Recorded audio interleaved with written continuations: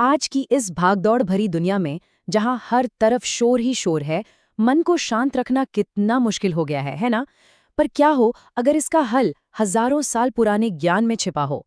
चलिए भगवद गीता की गहराइयों में उतरते हैं और देखते हैं कि मेंटल मास्टरी यानी मन को साधने के वो कौन से रास्ते हैं जो आज भी उतने ही रेलेवेंट हैं। तो सवाल ये है कि क्या कोई पुराना ग्रंथ आज की इस डिजिटल दुनिया की टेंशन और स्ट्रेस को कम कर सकता है? डेडलाइन का प्रेशर, रिश्तों की उलझनें और कभी-कभी खुद पर ही शक, ये सब मिलकर हमारे दिमाग को एक लड़ाई का मैदान, एक कुरुक्षेत्र बना देते हैं। देखिए, गीता को सिर्फ एक रिलीजियस टेक्स्ट समझना एक बहुत बड़ी भूल होगी। ये असल में मन के अंदर जो जंग चलती है ना, उसे जीतने के लिए एक प्रैक्टिकल गाइड है, एक मैनुअल है जो हमें खुद को कंट्रोल करना सिखाता है। तो चलिए शुरू करते हैं पहले और सबसे बेसिक प्रिंसिपल से। और यकीन मानिए, ये एक सिद्धांत हमारे रोज के काम करने के तरीके को पूरी तरह से बदल सकता है। पहला और सबसे जरूरी सिद्धांत छिपा है गीता के सबसे मशहूर श्लोकों में से एक में, कर्मण्ये अधिकारस्ते मा फलेषु कदाचन। अब इसका सीधा सा मतलब है, हमारा हक सिर्फ काम करने पर है, उसके फल पर कभी नहीं। चलिए इसको थोड़ा और समझते हैं। तो ये श्लोक हमें क्या सिखाता है कि भाई अपना काम पूरी मेहनत से करो, पूरी लगन से करो, लेकिन जो रिजल्ट आएगा ना, उसकी चिंता छोड़ दो। अब इसका मतलब ये बिल्कुल नहीं है कि हम काम करना ही बंद कर दें, नहीं। इसका मतलब है कि हम रिजल्ट की टेंशन से खुद को आज़ाद कर लें। और सच पूछिए तो यही है काम में असली आज़ादी। और ये जो मेंटल शिफ्ट है ना, ये बहुत पावरफुल है। सोच कर देखिए, जब हम रिजल्ट से बंधे होते हैं तो क्या होता है? डर लगता है, स्ट्रेस होता है। लेकिन जिस पल हमारा फोकस सिर्फ और सिर्फ काम पर आ जाता है, हमें एक अलग ही क्लैरिटी और पावर महसूस होती है।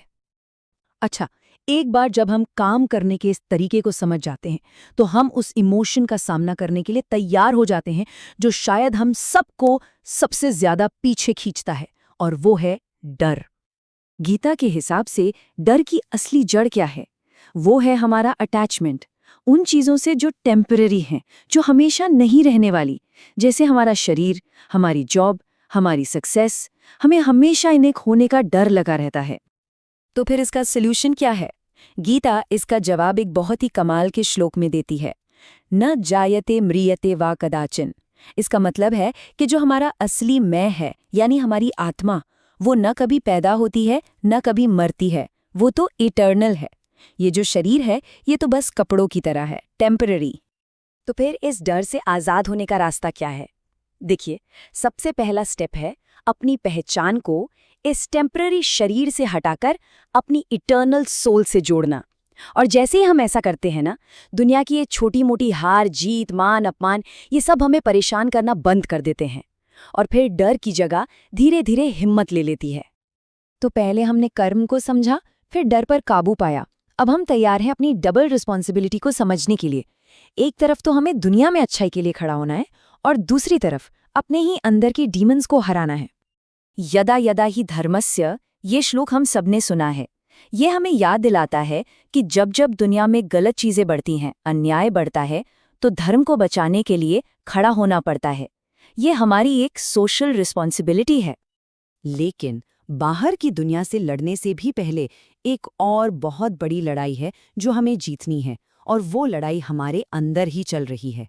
गीता साफ कहती है, आत्मैव ह्यात्मनो बंधुरा आत्मैव रिपुरात्मनः। मतलब हम खुद ही अपने सबसे अच्छे दोस्त हैं, और हम खुद ही अपने सबसे बड़े दुश्मन भी। और ये शायद सबसे ज़रूरी बात है। बाहर के दुश्मन उतना नुकसान नहीं पहुंचा सकते जितना हमारा खुद का दिमाग, अगर वो कंट्रोल में ना हो। हमारे नेगेटिव थॉट्स, असल में वही हमारे सबसे बड़े दुश्मन हैं। असली जंग तो मन को जीतने की है।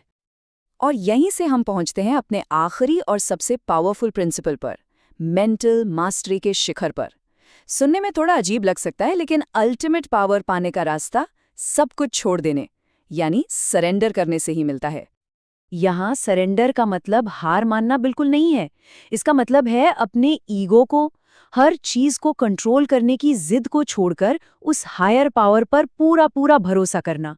और यही भरोसा है जो हमारी आत्मा से सारा बोझ उतार देता है और सारे दुख खत्म कर देता है। इसको ऐसे समझिए, अगर हमारा विश्वास आधा अधूरा है, तो हमें पावर भी आधी अधूरी ही मिलेगी। लेकिन जिस पल हम पूरी तरह बिना किसी डाउट के ट्रस्ट करते हैं, उसी पल हम अपनी पूरी पोटेंशियल को अनलॉक कर देते हैं। तो इन सारी बातों का निचोड़ क्या है? सच्चा सरेंडर भविष्य की चिंता करना नहीं है। सच्चा सरेंडर है आज का काम जो हमारे हाथ में है, उसे पूरी ईमानदारी और मेहनत से करना। अगर हम अपना आज ठीक कर लेना, तो कल की चिंता करने की जरूरत ही नहीं पड़ेगी, वो अपने आप संभल जाएगा। तो आखिर में एक सवाल जो हम सबको खुद से पूछना चाहिए, हमारी जिंदगी की सबसे बड़ी जंग कहाँ लड़ी जा रही है? बाहर की दुनिया में या हमारे अपने मन के अंदर?